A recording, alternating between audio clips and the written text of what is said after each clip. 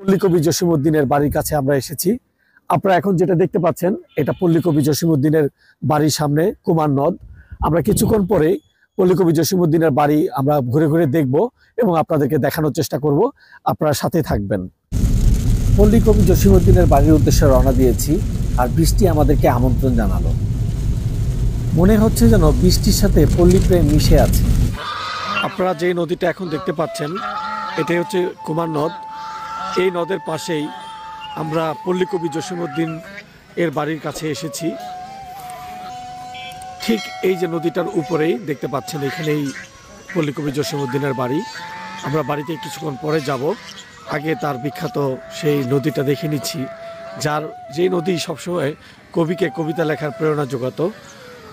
নদীটা খুবই সুন্দর, বর্ষায় এখন টলমল পানি।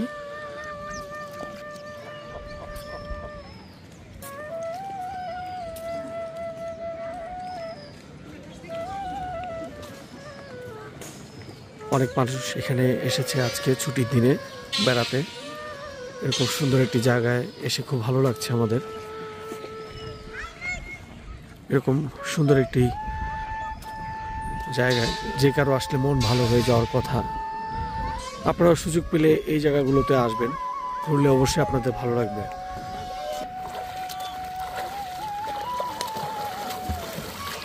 দুটো বাচ্চা শিশু এখানে জলকেলি করছে। পাশে মাছ ধরার একটি ধর্মজাল, বা এটাকে কি জাল বলে ঠিক জানি না। বাচ্চাদের এই আনন্দ দেখলে আসলে ভালো লাগে। এরকম একটি শৈশব হয়তো আমাদেরও ছিল, কিন্তু এখন আর সেই শৈশবের এই মায়াগুলো আর এভাবে কাজ করে না। পল্লী কবি জসিমউদ্দিন 1903 সালের 1 জানুয়ারি তারিখে ফরিদপুর জেলার তাম্বুলখানা গ্রামে জন্মগ্রহণ করেন। জসিমউদ্দিনের পিতার নাম ছিল আনসার উদ্দিন মোল্লা। তিনি পেশায় একজন স্কুল শিক্ষক এবং মা আমিনা খাতুন। স্রোতস্বিনী নদী কুমার নদ, এই নদী সবসময় বহমান। সেই একটি চিলে কোঠার মতো বসার স্থান। বেশ অনেকখানি খোলামেলা জায়গা এখানে আছে। দর্শনার্থীরা ঘুরতে আসলে সহজেই এই জায়গায় বসতে পারবে। বসার জায়গায় কোনো একটা সমস্যা হবে না। চটপটি ফুচকার দোকানও রয়েছে এখানে।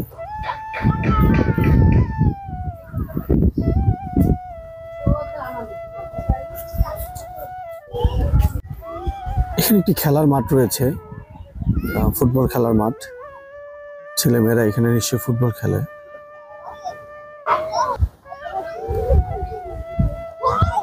বাচ্চাদের দুরন্তপনা সাঁতার।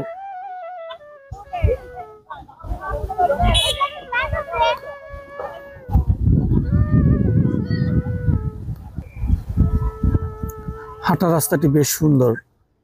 এখানে হাঁটতে, বিকেলবেলা হাঁটার মনোরম একটা পরিবেশ তৈরি হয়। পল্লী কবি জসিমউদ্দিন ছিলেন একজন বাঙালি কবি, গীতিকার, ঔপন্যাসিক ও লেখক। পল্লী কবি উপাধিতে ভূষিত পল্লী কবি জসিমউদ্দিন আবহমান বাংলার সাংস্কৃতিক ঐতিহ্যে লালিত প্রথম পূর্ণাঙ্গ আধুনিক কবি। ঐতিহ্যবাহী বাংলা কবিতার মূল ধারাটিকে নগর সভায় নিয়ে আসার কৃতিত্ব জসিমউদ্দিনের। পল্লী কবি জসিমউদ্দিনের নকশিকাঁথার মাঠ ও সজনবাদিয়ার ঘাট বাংলা ভাষার গীতিময় কবিতার উৎকৃষ্টতম নিদর্শনগুলোর মধ্যে অন্যতম। তার লেখা অসংখ্য পল্লীগীতি এখনো গ্রাম বাংলার মানুষের মুখে মুখে শোনা যায়। কলকাতা বিশ্ববিদ্যালয় থেকে পড়াশোনা করা পল্লী কবি জসিমউদ্দিন ঢাকা বিশ্ববিদ্যালয়ে 5 বছর শিক্ষকতা করেন। 1944 সালে শিক্ষকতা ছেড়ে তিনি বঙ্গীয় প্রাদেশিক সরকার এবং পরে পূর্ব পাকিস্তান সরকারের প্রচার বিভাগের কর্মকর্তা হিসেবে যোগদান করেন এবং 1962 সালে অবসর গ্রহণ করেন। আমরা এখন ফরিদপুর জেলার তাম্বুলখানা গ্রামে পল্লী কবি জসিমউদ্দিনের বাসভবনে প্রবেশ করছি। এখানে প্রবেশের জন্য 20 টাকার টিকিটের ব্যবস্থা করা হয়েছে। পল্লী কবির এই বাসভবনটি এখন মিউজিয়াম হিসেবে ব্যবহৃত হচ্ছে। লোকজন এখানে এসে পল্লী কবির অতীত স্মৃতিচারণ এলাকাগুলো ঘুরে ঘুরে দেখে এবং তার সম্পর্কে জানে। ছোটবেলা থেকেই পাঠ্যপুস্তকে পল্লী কবি জসিমউদ্দিনের অনেক কবিতা পড়েছি। তাই তার বাসভবনে এসে তার সম্পর্কে বিস্তারিত তথ্য জানার চেষ্টাও করেছি। আপনারা ভিডিও চিত্রের মাধ্যমে পল্লী কবির বাড়ির বিভিন্ন জিনিস দেখতে থাকুন এবং আপনাদের সাথে কিছু ইনফরমেশন শেয়ার করি। পল্লী কবি শৈশব থেকে গ্রামে বসবাস করতেন এবং তিনি তার প্রবেশিকা পরীক্ষা পর্যন্ত গ্রামেই পড়াশোনা করেছেন। পল্লী কবি জসিমউদ্দিন ফরিদপুর ওয়েলফেয়ার স্কুল ও পরবর্তীতে ফরিদপুর জেলা স্কুলে পড়াশোনা করেন। সেখান থেকেই তিনি প্রবেশিকা পরীক্ষা বা এসএসসি পরীক্ষা দেন 1921 সালে এবং উত্তীর্ণ হন। পল্লী কবি এরপর কলকাতা বিশ্ববিদ্যালয়ে ভর্তি হন এবং সেখানে তিনি বাংলা বিষয় নিয়ে পড়াশোনা করেন। বিএ এবং এমএ শেষ করেন 1929 এবং 1931 সালে। 1931 থেকে 1937 সাল পর্যন্ত ডক্টর দীনেশচন্দ্র সেনের সাথে লোকসাহিত্য সংগ্রাহক হিসেবে জসিমউদ্দিন কাজ করেন। তিনি পূর্ববঙ্গ গীতিকার একজন সংগ্রাহকও বটে। পল্লী কবি 10,000-এরও বেশি লোকসঙ্গীত সংগ্রহ করেছেন, যার কিছু অংশ তার সঙ্গীত সংকলন, জারি গান এবং মুর্শিদি গানে স্থান পেয়েছে। তিনি বাংলা লোকসাহিত্যের বিশদ ব্যাখ্যা এবং দর্শনখণ্ড আকারেও লিখে গেছেন। 1933 সালে পল্লী কবি কলকাতা বিশ্ববিদ্যালয়ের ডক্টর দীনেশচন্দ্র সেনের অধীনে রামতনু লাহিড়ী গবেষণা সহকারী পদে যোগদান করেন। এরপর ওই চাকরি ছেড়ে দিয়ে 1938 সালে ঢাকা বিশ্ববিদ্যালয়ের বাংলা বিভাগের প্রভাষক হিসেবে যোগদান করেন। তিনি 1944 সালে ঢাকা বিশ্ববিদ্যালয় ছেড়ে দেন এবং তথ্য ও সম্প্রচার বিভাগে যোগ দেন। পল্লী কবির ব্যবহৃত লাঠি এবং পোশাক দেখতে পাচ্ছেন আপনারা ভিডিওতে। 1962 সালে অবসর গ্রহণের পূর্ব পর্যন্ত তিনি ডেপুটি ডিরেক্টর হিসেবে কাজ করে গেছেন তথ্য ও সম্প্রচার বিভাগে। 1969 সালে রবীন্দ্র ভারতী বিশ্ববিদ্যালয়ে কবিকে সম্মানসূচক ডিলিট উপাধিতে ভূষিত করেন। আসমানিদের দেখতে যদি তোমরা সবে চাও, রহিমউদ্দিন ছোট্ট বাড়ি রসুলপুরে যাও। আমরা আসমানির খোঁজ দিতেই পল্লী কবির বাড়ির দিকে এসেছি। পল্লী কবির মাঝে আমরা খুঁজে পাবো আসমানিকে।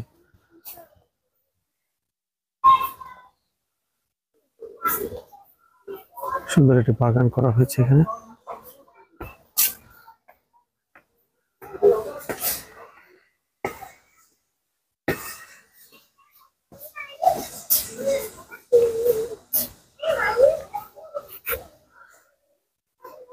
সে ডালিম গাছ বিখ্যাত।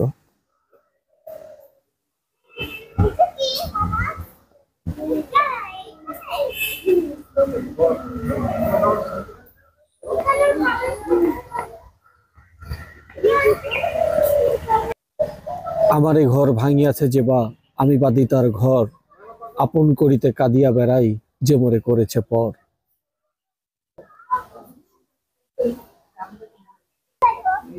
আমার বাড়ি যাইও ভ্রমর, বসতে দেব পীরে, জলপান যে করতে দেব শালি ধানের চিরে।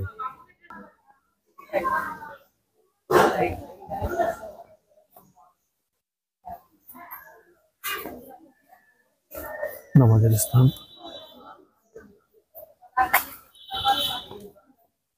কবির পিতা আনসারউদ্দিন স্মৃতি ঘর। ঘরগুলোকে অবিকল সেরকমই রাখার চেষ্টা করা হয়েছে। আমরা এখন প্রবেশ করছি কবির পিতা আনসারউদ্দিনের ঘরে। এই ঘরে কবির পিতার ছবি সহ বিভিন্ন রকম সামগ্রী রাখা হয়েছে। আপনারা ভিডিও চিত্রে কবির বাড়ির আদি নিদর্শনগুলো দেখুন। আর এখানে কবির পরিচিতি হিসেবে তার পূর্বপুরুষের নামে তালিকা দেওয়া হয়েছে।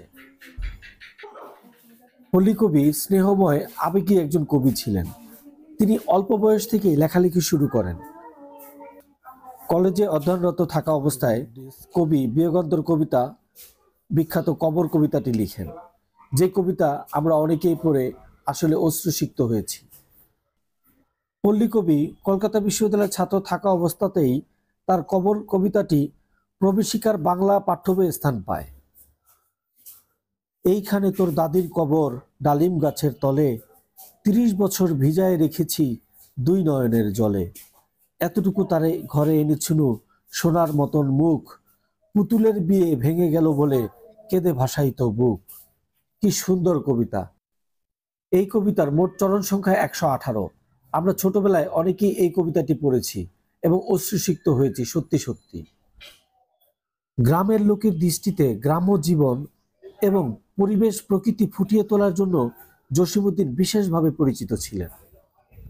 তার এই সুখ্যাতি তাকে পল্লীকবি উপাধি এনে দিয়েছে। তার কাব্যের গঠন প্রণালী এবং বিষয়বস্তু পাঠককে বাংলা সাহিত্যের একদম গভীরে নিয়ে যায়। পল্লীকবির রচিত নকশিকাঁথার মাঠ কাব্যগ্রন্থকে তার শ্রেষ্ঠ শিল্পকর্ম হিসেবে বিবেচনা করা হয় এবং এটি পৃথিবীর অনেক ভাষায় অনুদিত হয়েছে।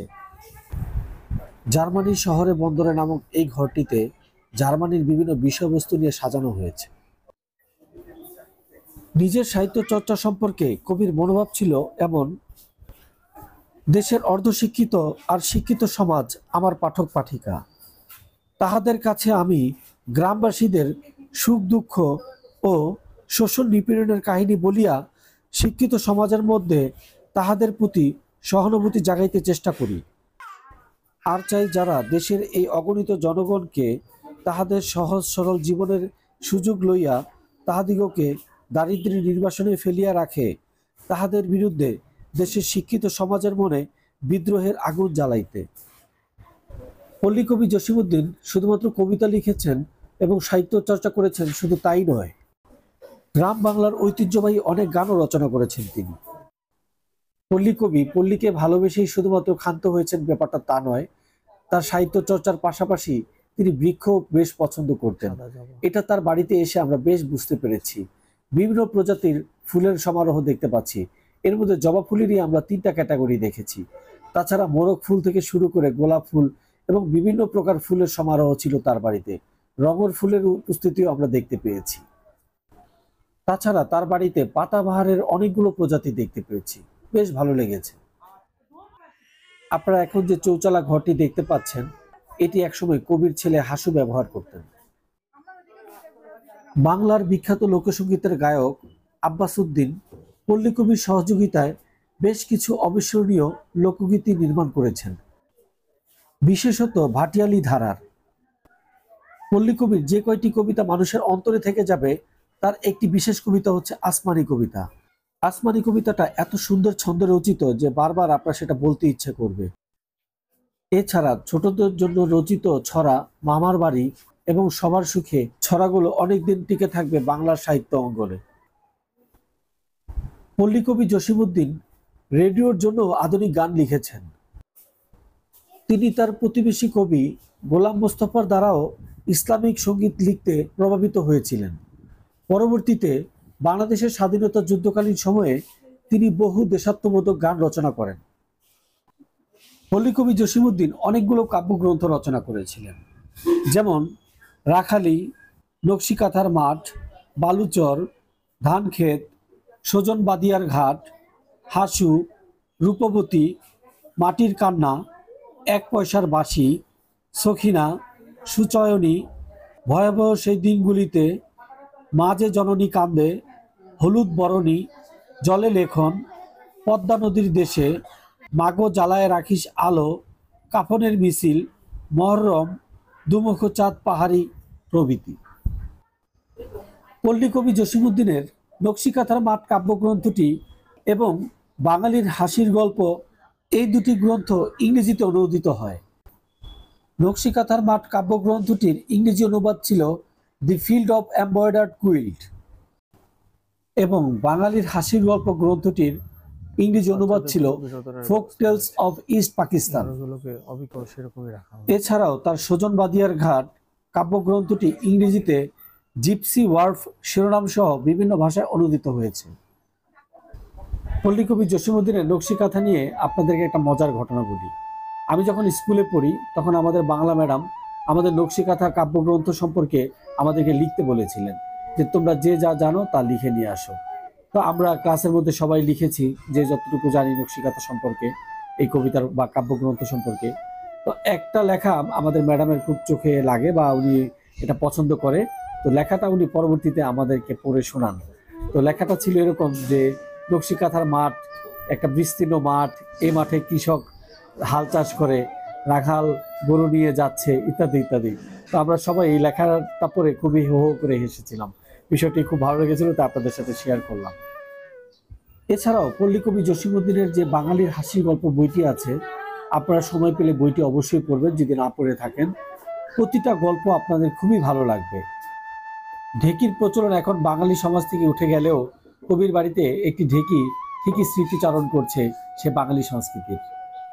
কবি যে প্রকৃতি প্রেমী ছিলেন এটি তার গ্রামের বাড়িতে আসলেই বোঝা যাবে। বড় বড় গাছপালা, তাছাড়া অনেক ধরনের ফুলের গাছ রয়েছে তার বাড়িতে। পল্লীকবি জসীমউদ্দীন শুধুমাত্র যে কবিতা লিখে গেছেন বিষয়টা তা নয়, তার রচিত অনেকগুলো নাটক রয়েছে, যেমন পদ্মা পার, বেদের মেয়ে, মধুমালা, পল্লীবধূ, গ্রামের মেয়ে, ওগো পুষ্পধনু, আসমান সিংহ প্রভৃতি। তাছাড়া আত্মকথারও কিছু গ্রন্থ রয়েছে, যেমন যাদের দেখেছি, ঠাকুর বাড়ির আঙিনায়, জীবন কথা, স্মৃতিপট, স্মরণের স্মরণীয় বাহি ইত্যাদি। এছাড়া বোবা কাহিনী নামে একটি উপন্যাস গ্রন্থ রয়েছে। তাছাড়া ভ্রমণ কাহিনী রয়েছে, চলে মুসাফির, হলদেপরির দেশে, যে দেশে মানুষ বড়, জার্মানির শহরে বন্দরে। তিনি সঙ্গীত রচনাও করেছেন, রঙিলা নায়ের মাঝি, গাঙের পার, জারি গান, মুর্শিদি গান ইত্যাদি। আপনারা এখন যে ঘরটি দেখতে পাচ্ছেন এটি ছিল কবির ঘর। কবি মমতাজ বেগম মণিমালাকে 1939 সালে বিবাহ বন্ধনে আবদ্ধ করেন। মোহাম্মদ জসীমউদ্দীন মোল্লা কবির পূর্ণ নাম হলেও তিনি জসীমউদ্দীন নামে পরিচিত ছিলেন। পল্লীকবি ছদ্মনামে লিখতে পছন্দ করতেন। পল্লীকবির ছদ্মনাম ছিল তুজাম্বর আলী। পরবর্তীতে তিনি মুসাফির, সত্যপীর, টেকচাঁদ, ওমর খৈয়াম, প্রিয়দর্শী প্রভৃতি ছদ্মনামে বিভিন্ন পত্রিকায় লেখালেখি করেছেন। পত্রিকাগুলো ছিল দেশ, সত্যযুগ, আনন্দবাজার, বসুমতী, মোহাম্মদী প্রভৃতি। এতে তিনি কলাম লিখতেন।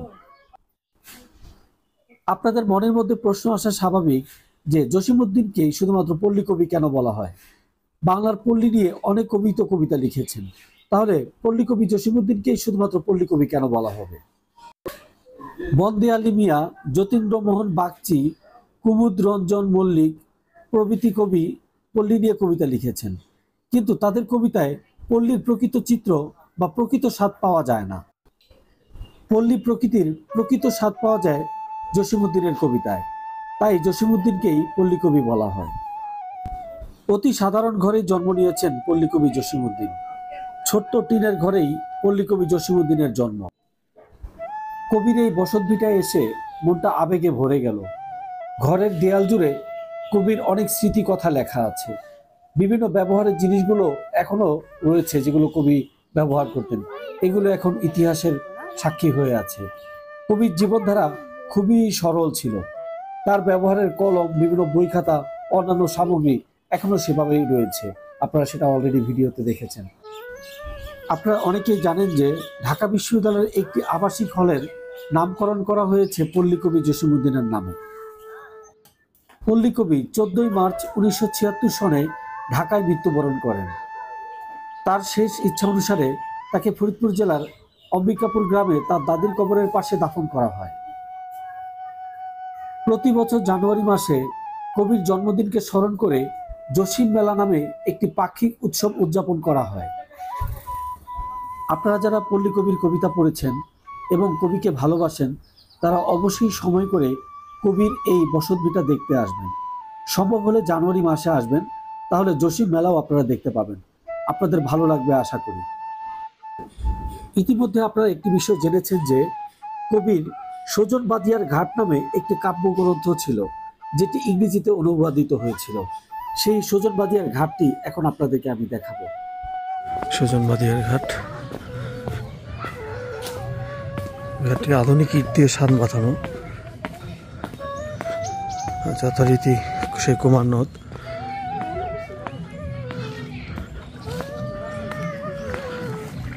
আমরা একটা রেল ব্রিজ দেখতে পাচ্ছি,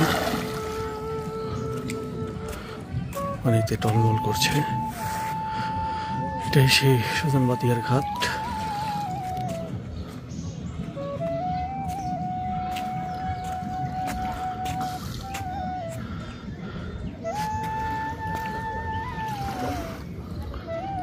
ঘোলা পানি, পদ্মা নদীর পানির সংমিশ্রণ, এই জন্য একটু ঘোলা ঘোলা। অম্বিকাপুর রেল স্টেশন, এই রেল স্টেশনটি চলে গেছে এই সামনে যে ব্রিজটি দেখতে দেখা যাচ্ছে এটি সুজন বাদিয়ার ঘাট। আর এদিক দিয়ে কবির বাসার দিকে যেতে হয়। আপনাদের থেকে বিদায় নিচ্ছি। সবাই ভালো থাকবেন, আমার জন্য দোয়া করবেন। আসসালামু আলাইকুম।